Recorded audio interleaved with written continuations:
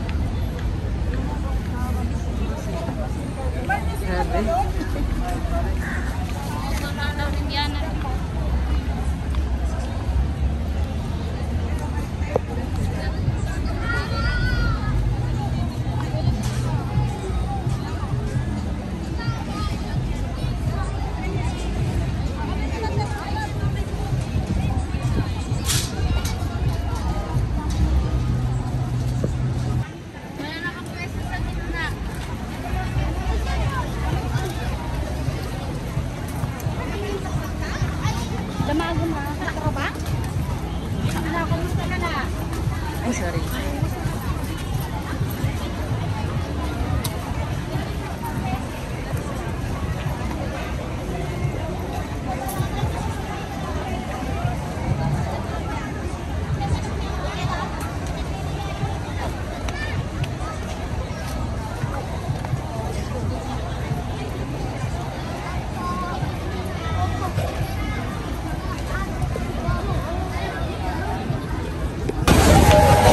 Tapos, ang dami mga pangontra.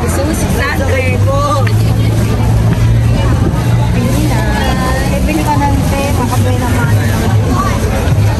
Sige, dito na tayo papasok. Bili na te.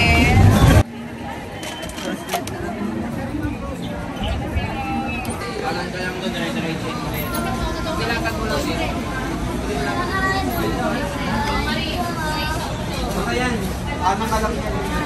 Milang. Bango. Wow! Gusto mo? Mila? Gusto mo din yan? Ha? Yes, ma'am.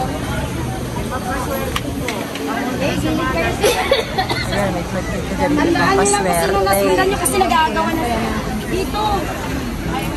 Yung pula ko. Yes, kaya nga ano po te? Ano ka te? Pumunta sa usupan parang pula. Dito ang bilihan ng mga kung ano-anong pangontra. Ayan, barangay na pipilian. Hi, vlog. Hello. Ayan, dito lang yan sa side of.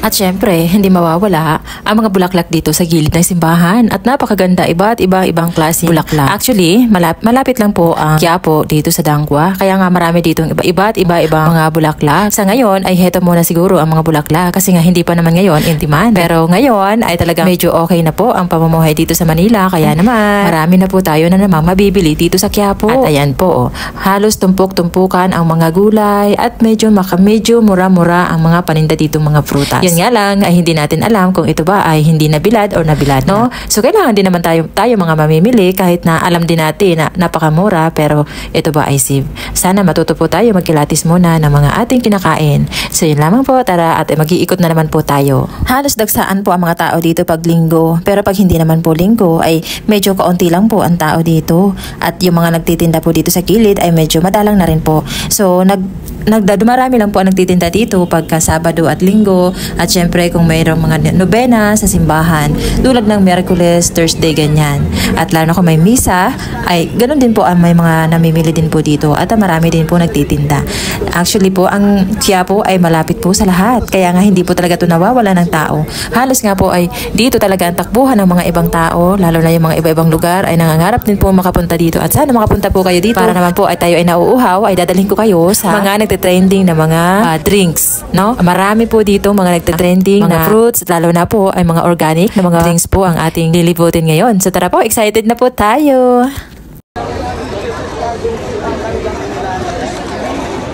Sarap.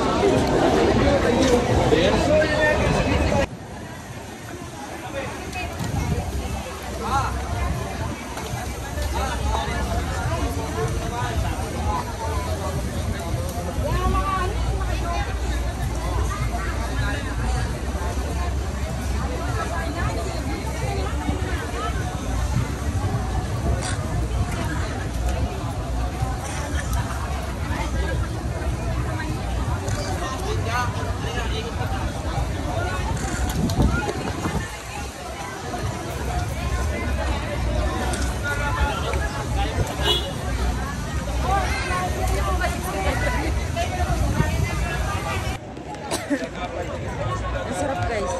Masarap. Wala siyang halo talaga kung ano. Natural. Makakain mo talaga yung dragon fruits.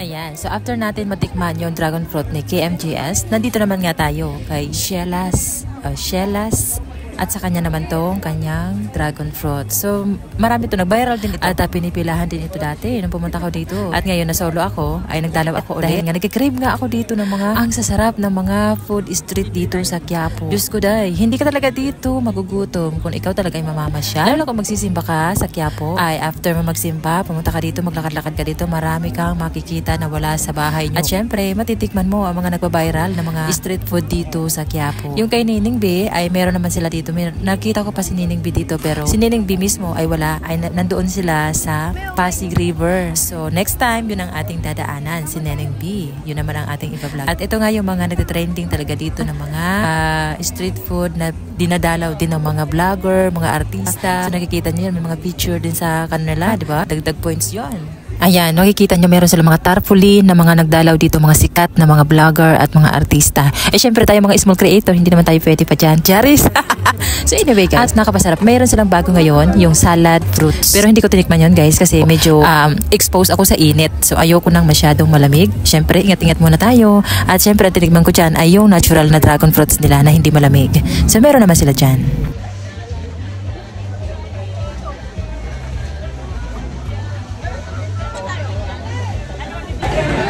Grabe, sa drinks pa lang, busog ka na. O, diba?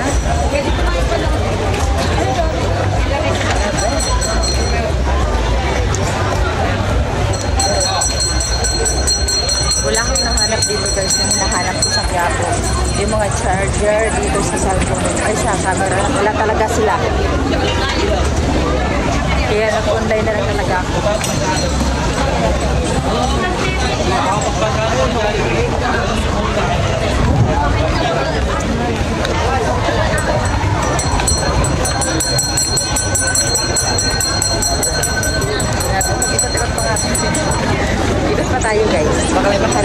Ito mga nagte-trending na mga pagkain.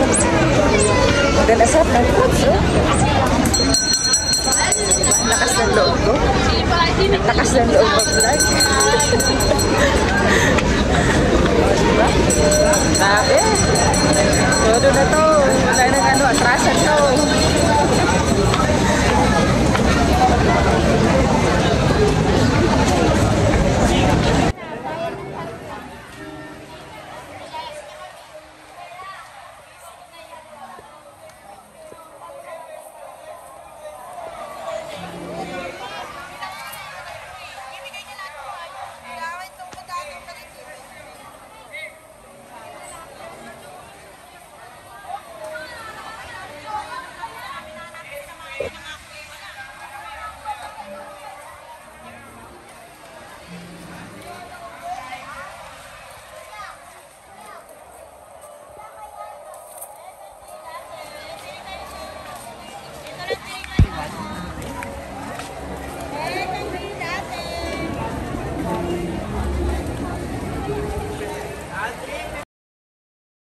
At ito nga palang area na to ay pag gusto nyo nga pala maghalik kay Poong Nazareno or kung gusto nyong hawakan ang kanyang kamay at syempre ikwento mo lahat ng mga problema mo, yung parang isusuko mo sa kanya lahat ng iyong bigat na nararamdaman at mga problema. Dito ka magpipila sa area na to para hindi po kayo sabay-sabay dahil nga daw hindi pwedeng dadagsain yung Poong Nazareno ng maraming tao. So para naman ay lahat ay makahawa. Kaya naman kung mabigat na ang iyong pakiramdam at marami ka ng problemang dumarating na ang feeling mo na wala ka na talagang masasabihan, wala ka talagang mapagkakatiwalaan na masabihan ng iyong problema, hinihikayat kita na pumunta ka dito sa Quiapo para gumaan ang pakiramdam mo. Kasi ako, sa totoo lang, ginawa ko yan.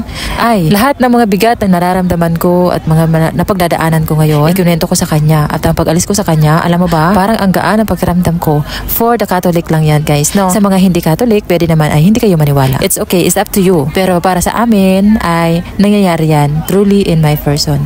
Charis, English yun. Charis. Hindi nga guys, sa totoo lang talaga. Kasi sa bigat na ng ating mga problema, ang dami-dami sunod-sunod na problema. Halos parang hindi tayo makabangon sa ating mga problema. At bigat-bigat na parang hindi sa atin sumasang-ayon yung kalikasan, hindi sa atin sumasang-ayon yung kung kapalaran ba, na ito ba talaga yung kapalaran natin. Alam niyo ba, ganyan ako noon. Sabi ko nga parang hindi ako nakakaalis sa ganitong buhay. Pero nung nakilala ko si Poong Nazareno, ay madalas na talaga ako pumupunta dito at kinukwento ko talaga sa kanya lahat ng aking mga bigat na nararamdaman. At alam mo ba, pag alis mo talaga dito sa simbahan na to, pag ikaw talaga ay sincere at may believe, kailangan talaga ay malakas ang fighting spirit mo sa kanya. Dahil alam mo, parang pakiramdam mo ay parang kinakausap na parang pinapagaan ang pakiramdam mo. Truly, walang halong eklabo. Kasi wala kasi ako madalas kaibigan. Ayoko kasi gusto ko mag-isa ako kasi nasanay na kasi ako na nagkukwento ako sa Poong Nazareno. Lahat ng mga problema ko ay kinukwento ko sa kanya. Hindi ko ito kinukwento sa ibang tao. Kasi alam mo, kahit na yung tao na yun ay mabait, pero talagang hindi mo pa rin mapagkakatiwalaan. Kaya nga kung gusto mo talaga na gusto mo ng maayos na buhay, huwag kang magkukwento ng buhay mo sa iyong kaibigan, sa iyong kapatid, yung ano man, kanya-kanya tayong buhay.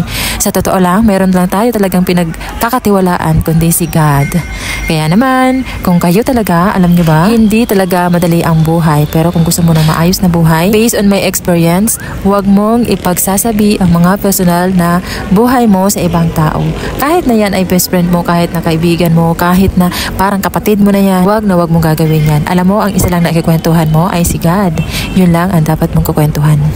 Yun lang po. At alam mo, kung gusto mo talaga ng maayos na buhay, gusto mo tahimik na buhay, isa lang po ang suggest ko sa inyo, isa lang po ang ipapayo ko sa inyo.